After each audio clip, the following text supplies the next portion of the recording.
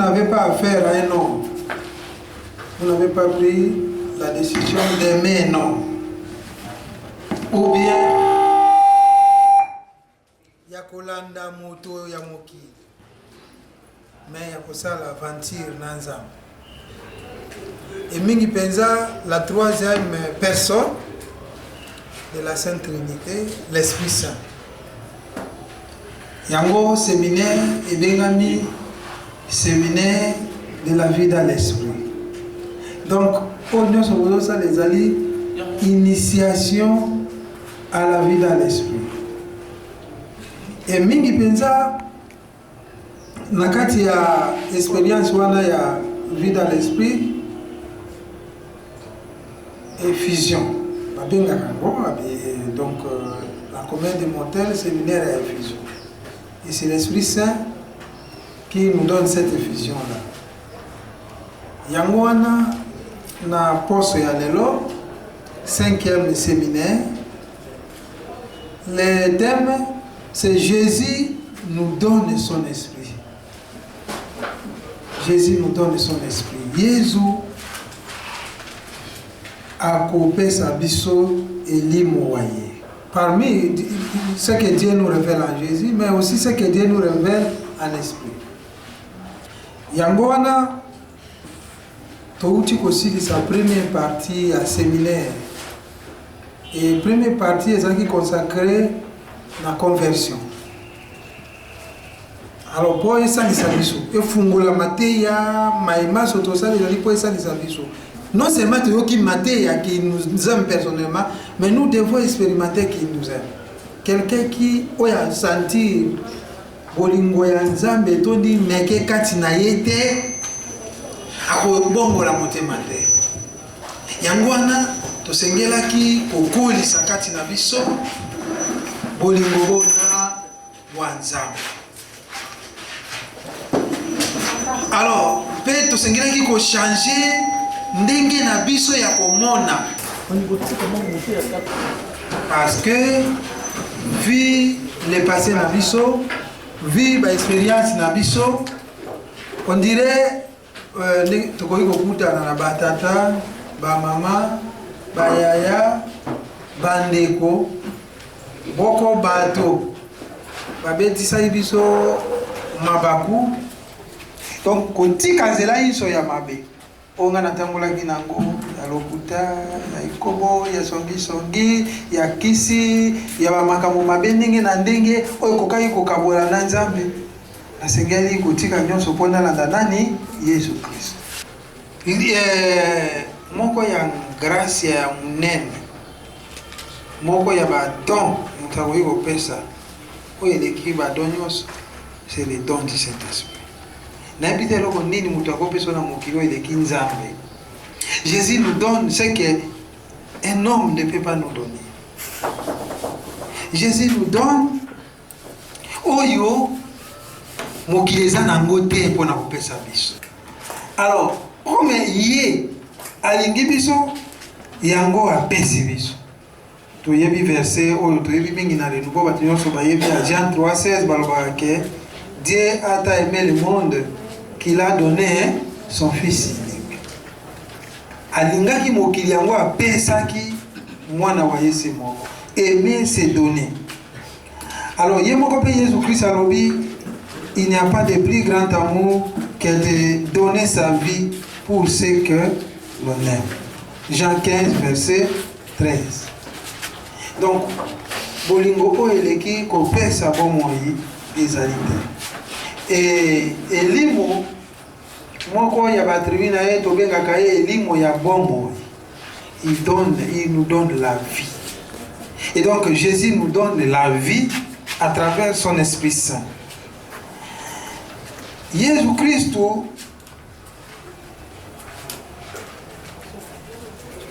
alakisi biso ke bato bapesa yo biloko ebele na mokili, mais oyo akopesa yo don lokola Jésus aza te, l'Esprit Saint. Po ye apesi biso bonzambe bwaye elimo ya Nzambe. Yango mpona korasire biso na elimo wana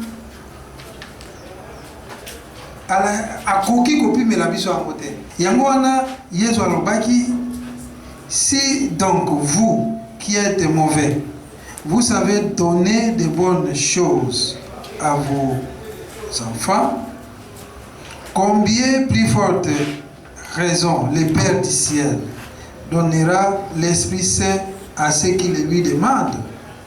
Vous voyez bien encore. Luc chapitre 11, verset 13. Alors, vous allez recevoir une force. À la kisi a identifié Elimo Santu lokola nguya. Alors, Elimo Santu yeko nani concrètement. Yaliboso tokolobake l'Esprit Saint c'est une personne. Elimo na oboya kobongola na lingala. Ezate lokola nazawe bisa bandeko lobi balobake lingala eza pauvre. Na bisete lingala eza pauvre te.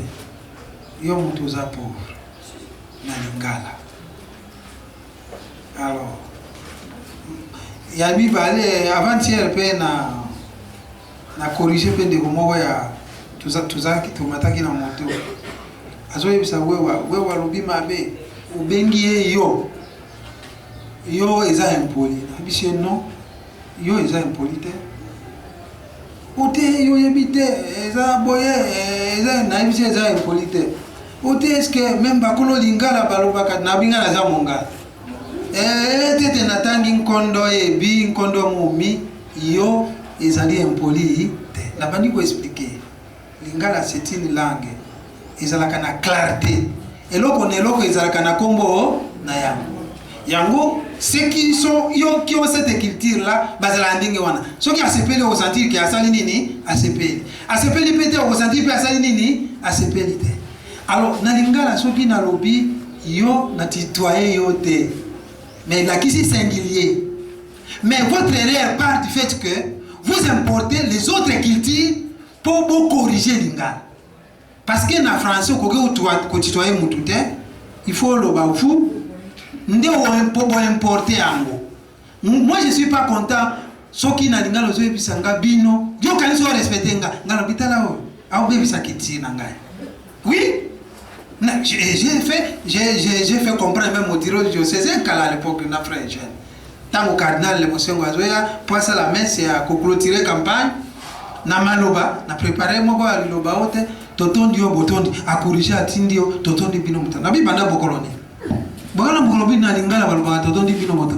Na tundi on s'adresse à qui? Au cardinal. Alors si c'est au cardinal, tu sais baloba kana tondi yo botondi. Aza mungala ayebi lingala mara amona ngo ke batitoye te soki awa na koti na mwa likambolina ezali po ya koboya chaque langue ezana ba moko ezalaka utile une fois soki obalusi yango na langue muso esali nini et perdre sens là eza po na pauvreté ya langue na biso te mais eza po na ba muso ezani kona. Par exemple balobaka les dons de la crainte de Dieu selon les théologiens malobine. À l'origine, il y a hébreu. Et l'ingi ko la crainte de Dieu. Mais si on n'a pas d'autres mots, il faut quand même trouver un mot qui peut expliquer quand même. Mais ça va monter. Donc une fois que vous changez le mot dans la langue, et perd le sens original. Par exemple, quand nous disons d'une personne, ce qu'on peut dire dans le lobby, faciliter au globanini, moto. Et ce qui est l'esprit à sa moto, azangi sunina mikua. Donc, esprit a tout. Alors, mais c'est une personne divine. Nandenge nini, azana ba tribu, ndenge moko na mutu. Alors, na une personne, il a une personne, troisième personne de la Sainte Trinité. Une personne parce que on peut le réjouir, qu'on peut ça y est sengo.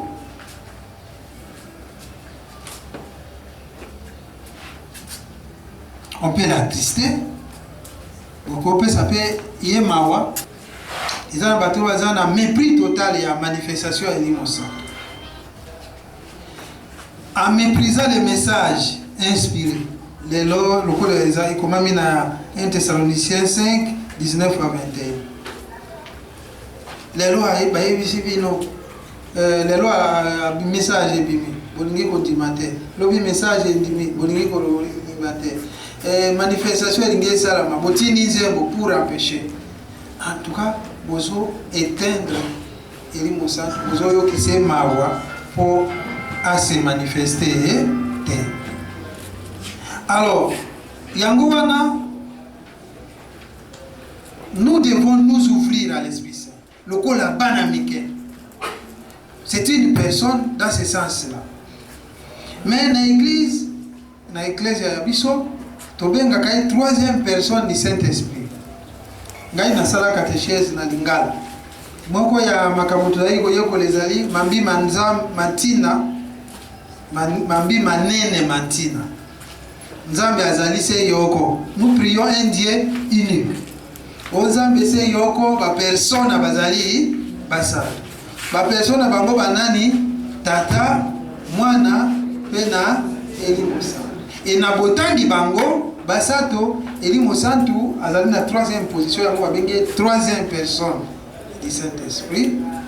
Mais elingi koloba te ke banzambe bazali misato. Non, nzambe se moko ba personne bo misato. Et l'Esprit Saint c'est la troisième personne de la Sainte Trinité. Makambo wana Ecclesia aboti yango te. Ba fabriquer yango te parce que ça na ba oyo bazali kopesa matia malokuta mpona ko troubler boyambi ya ba catholique. Trinité d'ailleurs eza na Bible te. Bato yango azao sala makelele. Na tango na bino boyebi te mais tango na biso tozali koyoka. Mais batika bakanga munoko po ba comprendre vérité. Mais bazalaka na humilité à reconnaître. Alors, même si le mot Trinité n'est pas écrit dans la Bible, mais la réalité de la Trinité se trouve dans la Bible. Ndakisa, Matthieu 28, verset 19. Matthieu 28, verset 19. Kuna Yesu alipsi bango, bobatisa bango, okombo ya tata, pe ya mwana, pe ya elimo santu.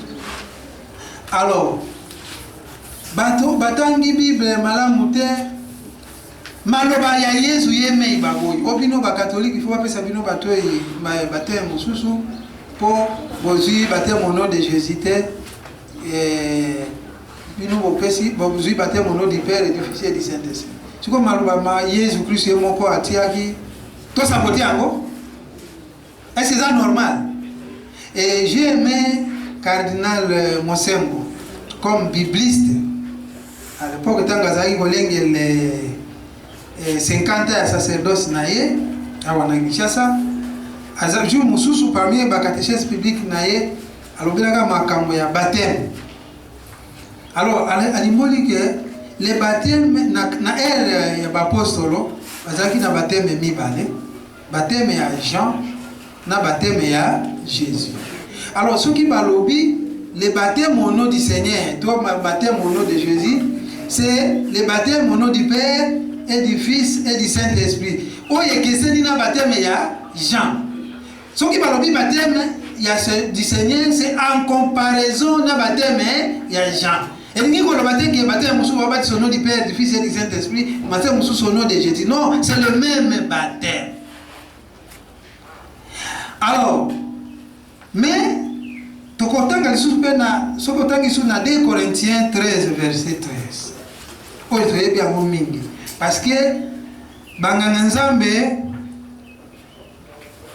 balobelaka biso yango liboso ya kobanda misa.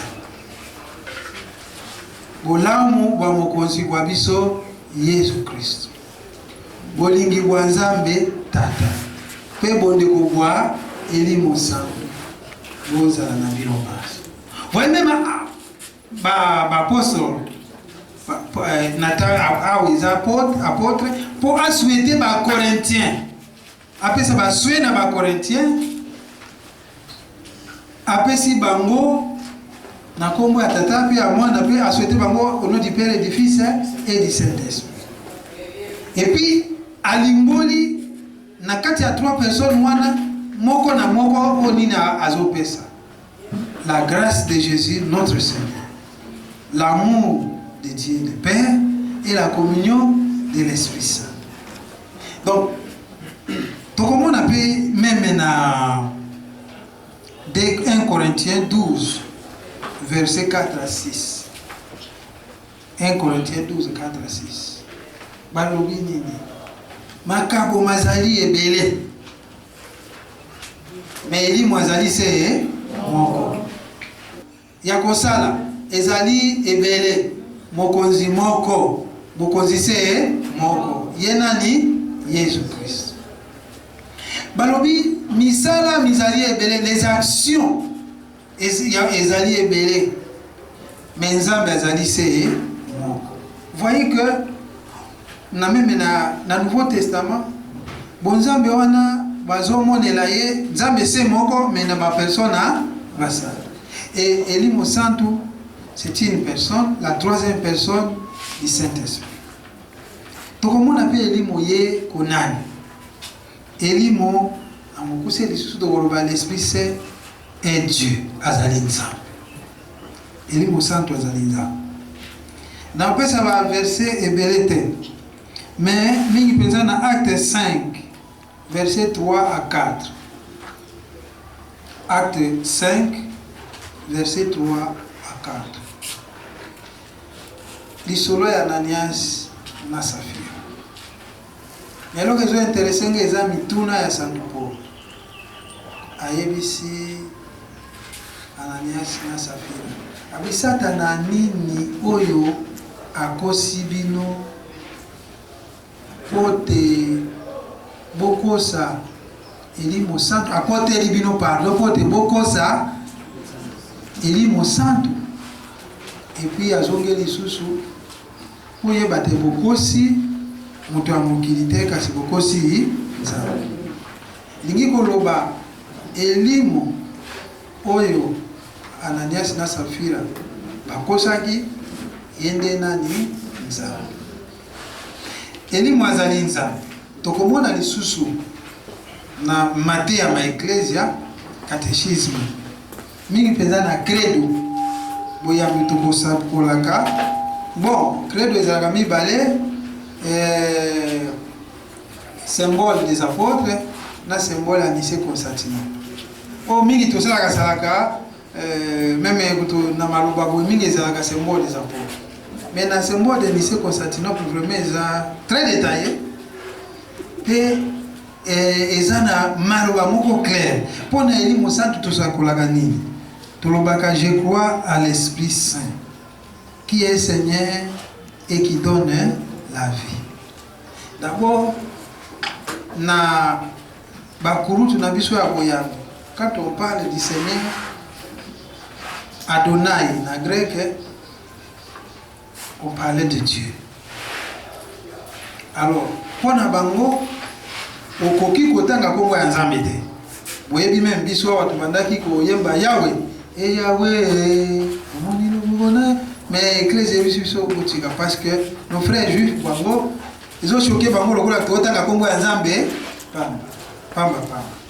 Or par rapport pour ne pas être un obstacle pour na bango. Alors, tolobaka nzambe na place ya Yahweh. Parce que bango bakokaki kotanga kombo ya Yahweh te et sika bakomi Yahweh bazali ko répondre Adonai lokola mokonzi donc Seigneur. Alors na Nouveau Testament yango wana akopesa biso germe et conception à la vie divine. Oui na Jean 1 12 à 13 balobi que ce qui est chair est chair et ce qui est esprit est esprit. Donc, dans Jean 3, mais dans Jean 1, balobi ba oyo ba yambaki na ba oyo bandimaki apesi bango makoki akokoma bana banzambe. Ba botami lisusu na sunité mais ba botami na bonzambe. Et c'est l'Esprit Saint. Nde akoya kati na biso po atia mboto ya bonzambe kati na biso po tozala contact na nzambe. C'est ce que tu peux dire que Dieu m'a parlé. Dieu est esprit. Alors ben yon nenge. Parce que mboto ya Elimo Santo ezakati na yo po ozala contact na nzambe. Pe akoya kokolisa yango po tozala vraiment en contact na nzambe. Parce que ce qui est spirituel est spirituel donc aboti biso na molimo pe elimo santo akotisa biso na molimo po tozala contact na nzambe tozala convaincu na makambo ma nzambe. Alors ye moko elimo santo akoya korendre biso capable ya kosala malamu na makasi na biso tokoyeba kosala malamu te kotika mabe bamosusu bakomi komiloba eske naokoka avec aventure na bandi na nzambe na séminaire. Mais il y a que l'Esprit Saint qui nous donne cette force de faire le bien. Yende akopesa biso makasi ya kolonga mabe kolonga masumu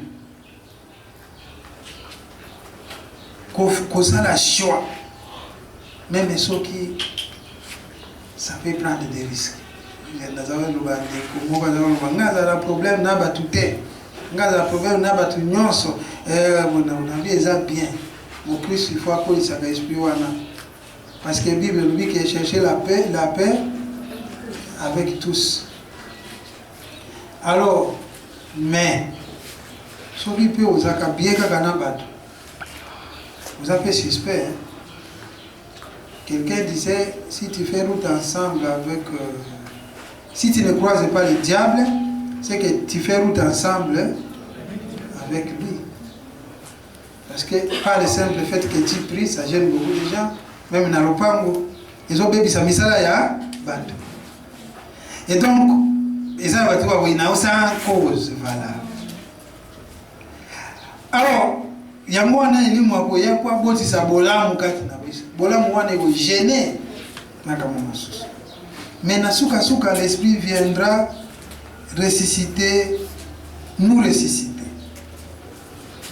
pour la vie éternelle comme il va dans Romains 8 verset 11 que le même esprit c'est qui a ressuscité Jésus d'entre les morts il nous ressuscitera aussi. Alors action ou manifestation du Saint-Esprit. Parce qu'il s'agit de l'Esprit Saint. Parce que la semaine, le thème de la semaine prochaine est justement une des manifestations du Saint-Esprit. Et même pendant la semaine. Action ou manifestation du Saint-Esprit. Esprit Saint, il dit mon santo. Bamono koyete basimba kayepete yango yetu tanga zaiko yebisa baposo la yebisi bango elimo azangi sunipe mikuwa son mystère ne se laisse pas maîtriser nana ko maîtriser vraiment mon bomba mon moyen mosa azate mais au moins ce qui nous rassure est que son action en nous peut se constater. Misala ya elimu santu kati na biso tokoki komona yango. Manifestation kati ya elimu kati na biso ekoki komona. Toyebaka ye na action na ye na manifestation na ye kati na biso. Ndakisa le fruit du Saint-Esprit. Galates 5 verset 22 à 23. Les fruits du Saint-Esprit. Galates 5, 22 à 23. Mutu soki azana bolingo. Bokomona ngote bomona ngote. Ekomona nati. Mutu pola soki azana serviable. Ekomona nati ekomona nati. Au moins les fruits de l'esprit ekoki bomona. Et on ne triche pas. Ekomona polele polele. Et moko ya manifestation de l'Esprit Saint, ils ont dit bah fruit na ye kati na biso. Tango tozuye, attends peut-être nous en avons un spectacle, charisme spectaculaire, mais au moins on peut voir, on se lit les fruits de l'Esprit kana kati na yo. Tango bozo effusion. Mosusu tokoki komona les paroles qui nous adressent peuvent s'entendre. Maloba. Okoki koyoka ina mongongo. Okoki koyoka ina mateya. Ata muti azote alobi non. Oyo. Izanga ndiza mazosola nangai. Nzamba kole kama na zela mutu aliboma pour alobela biso. Donc ma loba maye tokoki kosentir qu'il nous parle. Mosusu ezali la transformation. Mbongwana. Son action est de nous transformer. Ezali pote abongola biso. Est-ce que tu peux constater que ndeko aza transformé abongwami? Tu peux constater en côté? Tu peux constater en non? Que ndeko aza sundenge azalaka te. Mosusu ezali les dons et les charismes. Il distribue des dons spirituels, les charismes à chacun de nous comme il veut. Tomonango 1 Corinthiens 12, 4 à 11, Ephésiens 4, 7 à 13. Na semaine où Jésus avant dimanche, tokozwa maté à moi aussi les dons et les charismes. En fait, c'est pour nous préparer aussi à la vision. Pour que toyeba moko ya manifestation ya Elimo Santo. Moko ya ba action na ye kati na biso. Pe toyeba kosenge nzambe kati na biso, toyeba yango. Yango wana bakoyeba biso po ba mosusu ba tuno lingi ili mwa pesa oli kaboni. Yana ki cite le ministère ba mosusu bandi ko tataba. Yango ba kopesa biso mate ya wana. Parce que ezali moko ya manifestation ya Esprit Saint. Tant qu'on a besoin d'infusion, il y a des charismes qui vont agir. Alors, moi, il y a manifestation à l'île, mon centre de l'effusion. L'effusion. Vous allez recevoir une force, celle du Saint-Esprit qui descendra sur vous et vous serez maîtres. Donc, Ngouya. Il y a Nzambe auto bengi vision to baptême dans l'Esprit Saint. Il y a moko ya grâce, moko ya manifestation de l'Esprit Saint. Et ça, ata au monde est monté, on peut sentir qu'il y a une vision. On peut sentir que l'Esprit est à l'œuvre. Nakati ya moko songolo paka. Alors bah on a un papier, donc on devait la fin. Que faire? Tout ça la nime. Awato la nime matia ma Elimo Santo. Et c'est très important. Moko ya ba réforme à séminaire. Tina isalaki ke réforme et ça la séminaire. D'ailleurs même livré ba de ko encadrer ba monique isalaki nano na sukate. Ikomaki na sukate. Il fallait corriger, mettre chaque chose à sa place. Parce que na Kinshasa tu vivre 3 expériences à séminaire, tu bandaka na marcher dans l'esprit. Après tu komi na ifata, si on a topé ça qui a beaucoup na no kombote. Parce que au Congo par exemple na ifata 5e semaine, tu bandaka pour la révélation de cœur de Jésus, c'est mais na développement maté à bokoloba nini, maté à guérison intérieure, on ne parlait même pas de la seigneurie de Jésus. Et puis de deux, on a fait la critique à séminaire de vie dans l'esprit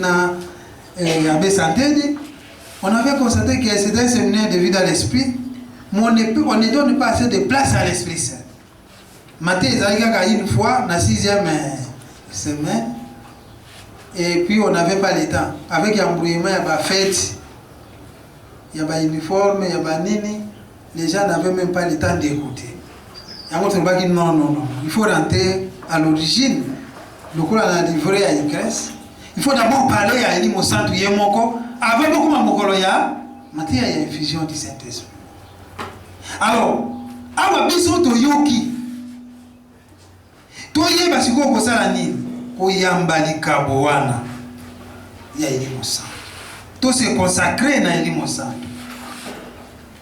Na kati na biso. Il faut ouvrir les cœurs. D'ailleurs, tout le monde a déjà remercié Jésus pour y aller cabo, les dons les meilleurs. Où il y a perçu biso.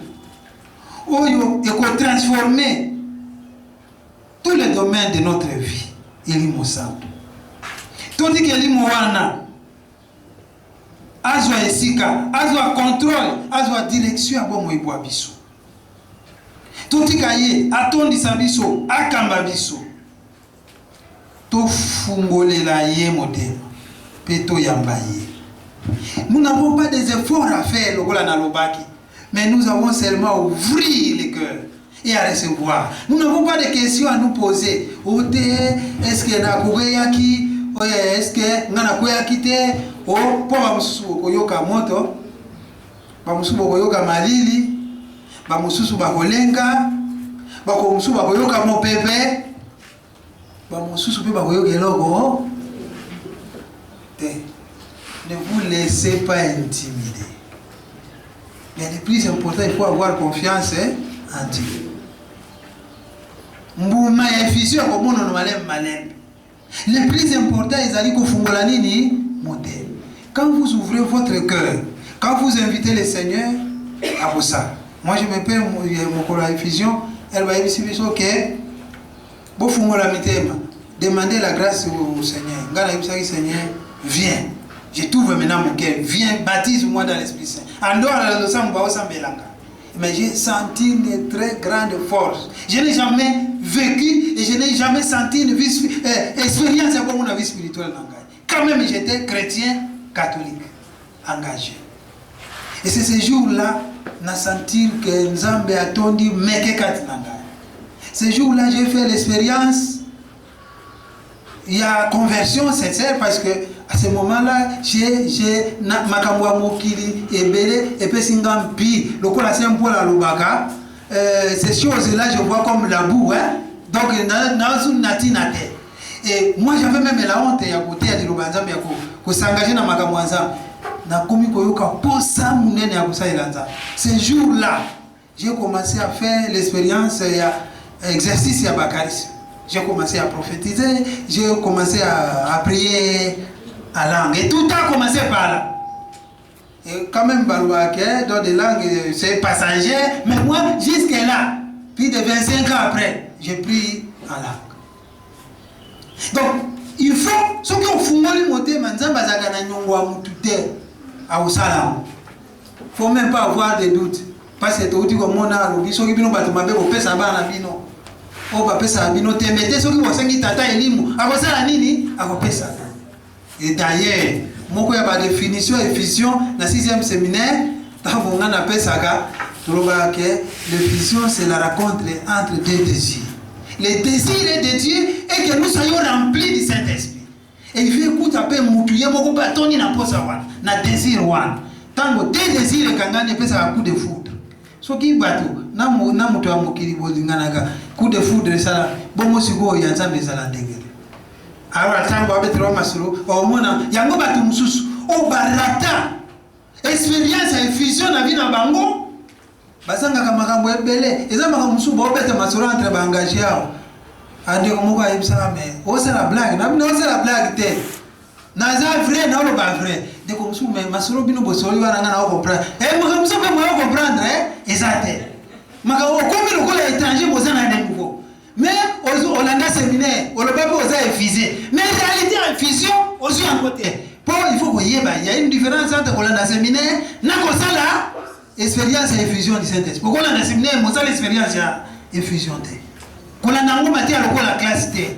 Mais il faut, au fond, la motema, pour te nzambe, à côté sa grâce ya wana, à côté sa ngolu wana, à côté sa nguya wana promesse na wana pote yeba kosala mosala kati na biso e yeba ko transformer biso e yeba ko komisa biso ndenge mosusu e yeba kosala na biso lokola esalaki na apôtres. Les quelques 12 apôtres qui ont fui d'ailleurs bad, même Pierre qui a renié, qui a eu peur même à devant une femme, mais une fois rempli, ils ont rempli la parole dans le monde entier. Et voici les gens qui ont bouleversé ce monde. Parce qu'ils ont rempli de l'Esprit Saint. Et donc, ceux qui te côté, la fusion, et ça la carte nabiso, tu vas la battre sous.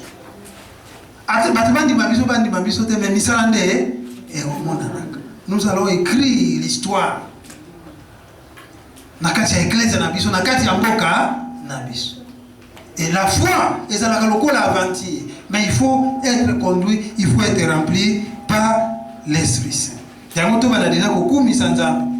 Po ya likabo ya elimu santi toute la semaine. To bana déjà ko senga ye asa na kati na biso. A toto saye to senga ye pe to komona ko se manifester. Alors, souka ezani. La clé, l'Esprit Saint est la clé d'une vie chrétienne réussie. L'Esprit Saint est la clé d'une vie chrétienne réussie. Ce qu'on dit, réussi une vie chrétienne, la vie chrétienne authentique, c'est qu'elle est mon sous-soutien. Il est mon sang. Yesu yemoko azaki na posa ya elimo santo. Yesu yemoko zembi na ye euti na motote me na nguya ya elimo santo. Na batisi mona ye elimo santo akitelaki ye lokola embenga. Pe akambaki ye wapi na eliki pote satana asengi na ye. Kuna pesa tana akokaki ye po atolisa maki na nguya ya elimo santo. Na mosala moye dans son ministère yemoko alobi l'Esprit du Seigneur est sur moi. Il m'a envoyé proclamer la bonne nouvelle. Annoncer makambo misala mingi salami parce qu'il était rempli du Saint-Esprit. Na mate amaye ateyaki elimo santo. Na cadeau atikele biso pe apesi biso. Promesse atikele kyo maloba ya suka alobelaki bapostolo avant kende ezali kaka elimo santo. Alors yango wana lobi aza ko inviter pe biso elimo santo to yambaye to yabalika bonaye. Saint Pierre a témoigné mission à Jésus alobi na acte 10 38 que nzambe apakola kiye mafuta tonisama kina elimo santo pe na nguya. Yango wana tango na nyonso alekisaki yango po ya kosala ka bato se malamu kobikisa pe kokangola pa bazalaki na passe parce que les secrets de sa vie, les secrets de son ministère, les secrets de toute sa vie étaient la grâce de l'Esprit Saint. Il était rempli de l'Esprit Saint. Et le renouveau, l'Église à travers le renouveau vous propose cette grâce de l'Esprit Saint. Que toyamba tozo ki yango déjà na baptisimo pe na kotisa. Mais awa la grâce du renouveau c'est que ezoya ko sala so pour vivre yango malamu. Vous allez rempli du Saint-Esprit. Ça et ndakisa topesa ka ya tasse ya ti si kreza na kati.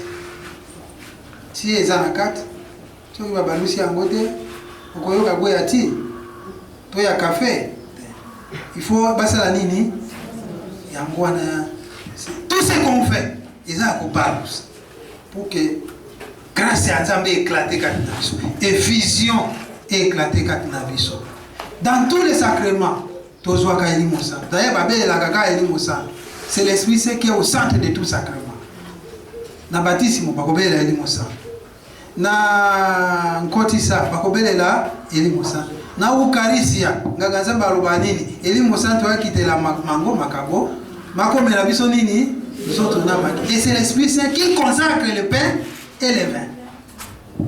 Elimo santo yende akokomisa bonganga elimo santo yende akopesa balonga ni grâce ya wana akobalisa bango. Mais ce que nous faisons à le renouveau c'est l'effusion. Et ce que nous recevons dans les sacrements c'est l'infusion. Babela elimo santo. Et le père Alfred a dit qu'on peut ça na émission il y a une voiture moto benga kaye atuna parce que il fallait alongola ngwazon ndo. Est-ce que ça me peut ko ça la ko soit payé effusion.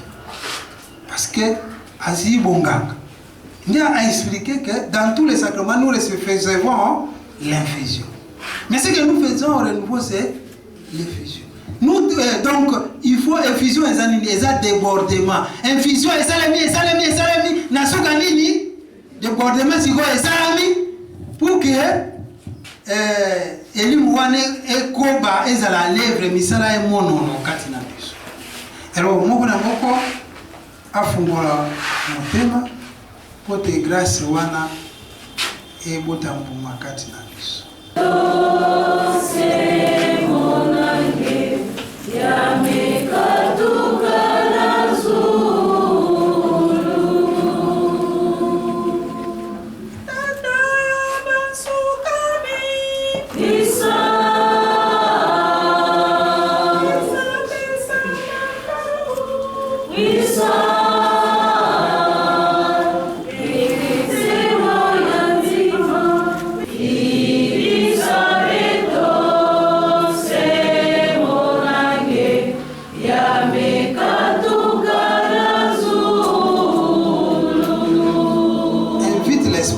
On a déjà expérience en déjà. Toute cette semaine, c'est une semaine de relations personnelles avec l'Esprit Saint. Tina effusion. J'ai mis ça quelque chose. À partir de Oyoyoki, dis quelque chose à l'Esprit Saint. Invite-lui, nakati ya vina yo. Yebi ça yé à se manifester nakati na bombe na yo, akamba yango to sambela banso.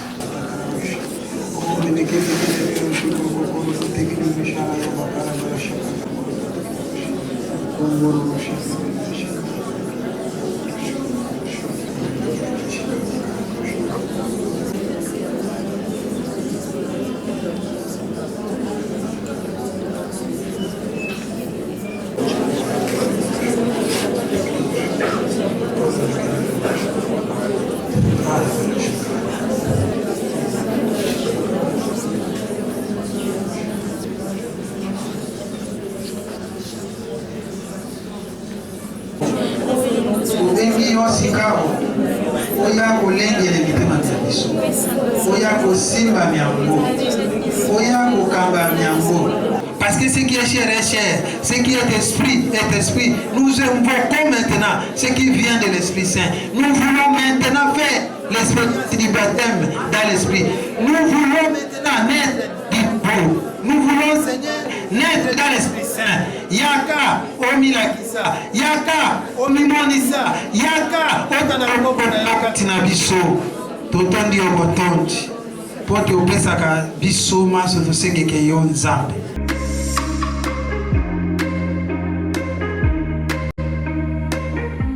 Paix joie du Christ. Bandeko lelo tosangani lisusu na tina oyo etali séminaire na biso, séminaire de vie dans l'esprit oyo tosalaki lelo oyo tokosala lelo ezali 5e séminaire na biso.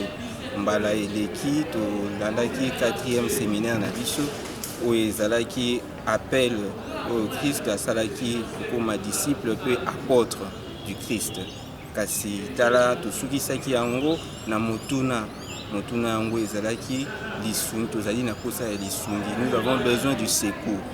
Tina wana ya motuna wana nde kotisi biso na motuya penza ya mateya ya lelo oyo ezali Jésus nous donne son esprit.